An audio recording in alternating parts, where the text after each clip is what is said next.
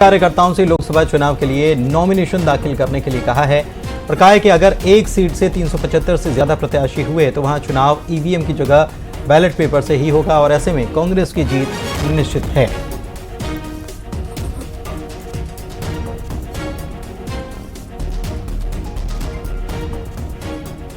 इसे ठीक कर सकती है। मेरे पाटन ब्लॉक कांग्रेस कमेटी की बैठक थी, अभी मैं वहीं से आ रहा हूँ। वहाँ भी ये बात आई कि ईवीएम से मतदान नहीं होना चाहिए, क्योंकि इलेक्शन कमिश्नर के वेबसाइट में ये बात है, यदि 374 या 384 प्रत्याशी यदि फॉर्म भर दे और नाम वापस ना ले, मतलब वो कैंडिडेट खड़े रहे, तो फिर ईवीएम से नहीं होगा, मत पत्र से होगा। तो जो काम सुप्रीम कोर्ट या इलेक्शन कमीशन नहीं कर सकते, वो यहाँ की जनता कर सकती है। 384 लोग फॉर्म भर दिए और नाम वापस नहीं लिए, तो फिर इलेक्शन कमीशन को मत पत्र से चुनाव कराना उसकी बाध्यता हो जाएगी। तो वहाँ तो सभी लोग प्रस्ताव के हम लोग फार्म भरेंगे, 384 से अधिक फार्म भरेंगे, ये बात का प्रस्ताव अभी हुआ है।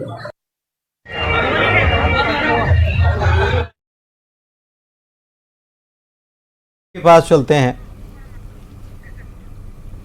खेम नारायण शर्मा हमारे संवाददाता कांकेर से हमारे साथ जुड़े हुए हैं, सीधे उन्हीं के पास चलते हैं। खेम नारायण, एक बड़ी बात यहां पर भूपेश बघेल कहते हुए नजर आ रहे हैं। हालांकि ईवीएम को लेकर कांग्रेस की नाराजगी जो है ये पहली बात नहीं है। कांग्रेस हमेशा से ये आरोप लगाती आई है कि ईवीएम से चुनाव होते हैं तो उसमें कहीं ना कहीं कुछ गड़बड़ी कर दी जाती है और इसीलिए बैलेट पेपर से चुनाव होना चाहिए। लेकिन उन्होंने ये अनोखा तरीका भी यहाँ पर बता रहे हैं भूपेश बघेल।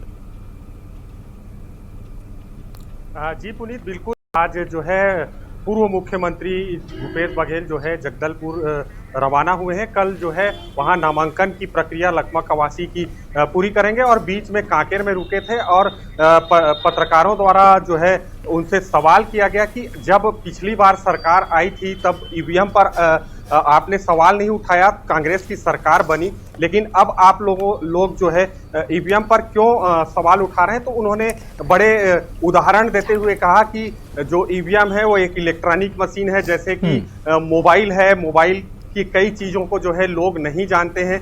ऐसे ही आम जन से अब आवाज उठने लगी है कि ईवीएम मशीन से चुनाव मतदान ना हो, बैलेट पेपर से मतदान हो, ऐसा उन्होंने बताया और जनता को रोकने के उपाय भी उन्होंने बताया है कि अगर 384 लोग खड़े होते हैं और अगर नाम वापस नहीं लेते हैं की जगह बैलेट से बाध्यता हो जाएगी। राजीव चक्रवर्ती बीजेपी प्रवक्ता हमारे साथ जुड़े हुए हैं और साथ में अनिल सिंह साहब कांग्रेस की तरफ से हमारे साथ जुड़े हुए हैं। तो पहले तो अनिल जी, मैं आप ही के पास आता हूं। क्या नया फॉर्मूला ये कांग्रेस हर सीट पर अपनाएगी क्या, जो भूपेश बघेल बता रहे हैं 384 और 385 वाला फॉर्मूला?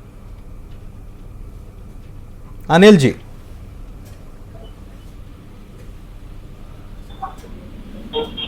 अनिल सिंह जी, आपको आवाज मिल पा रही है?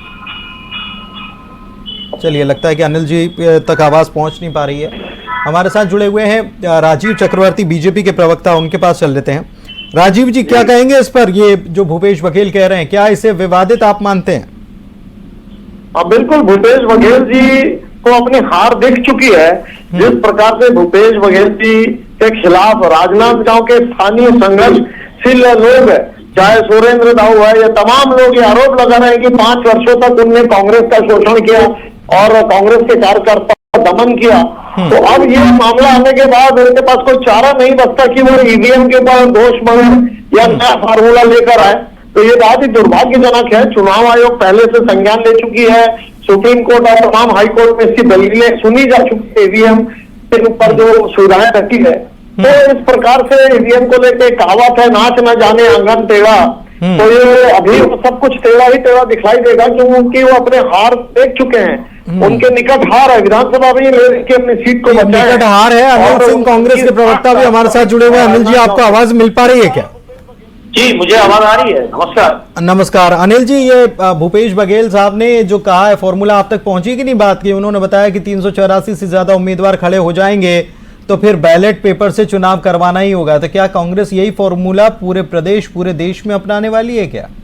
थोड़ा बताइए जरा। देखिए पुनीत जी, ये जो आज आर्टिफिशियल इंटेलिजेंस का जमाना है, एआई का जमाना है, और उस जमाने में अगर ईवीएम से वोटिंग हो रही है और अगर चुनाव आयोग और भारत सरकार को, जो अभी निर्वाचित सरकार थी, उसको इस मामले में गंभीरता से सोचना था, क्योंकि ईवीएम जो देश बनाता है वो भी बैलेट पेपर से चुनाव कराता है, और ईवीएम को लेकर लगातार सवाल उठाए जाते रहे। जब यहां तक कि छत्तीसगढ़ में हमारी सरकार बनी अनिल थी, सिंह साहब, तब भी हमने सुप्रीम कोर्ट से क्लीन चिट मिल गई, सुप्रीम कोर्ट से क्लीन चिट मिल गई, कहां आप बताते हैं सर? सुप्रीम कोर्ट ने कहा कि ईवीएम से ही चुनाव होगा।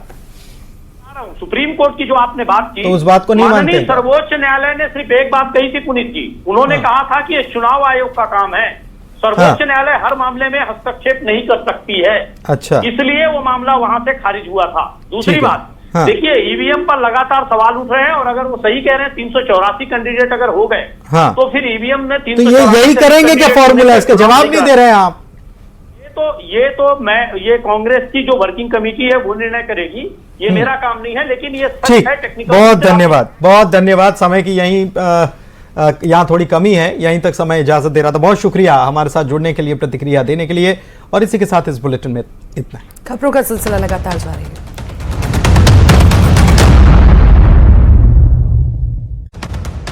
है। उद्धव ठाकरे, कल उद्धव ठाकरे के घर पर हुई थी एमवीए की अहम बैठक। शरद पवार थे मौजूद, मीटिंग में शामिल नहीं हुई थी कांग्रेस की तरफ से कोई भी प्रतिनिधि। बिहार में कांग्रेस के साथ सीट शेयरिंग पर फंसापेच, दिल्ली पहुंचे लालू तेजस्वी, सोनिया राहुल से मुलाकात, बोले गठबंधन रहेगा बरकरार।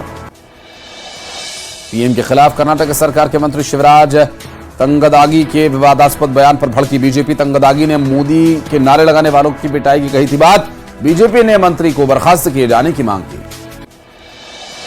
केरल के वायनाड से बीजेपी उम्मीदवार के सुरेंद्रन ने राहुल गांधी को हराने का दावा किया, कहा अमेठी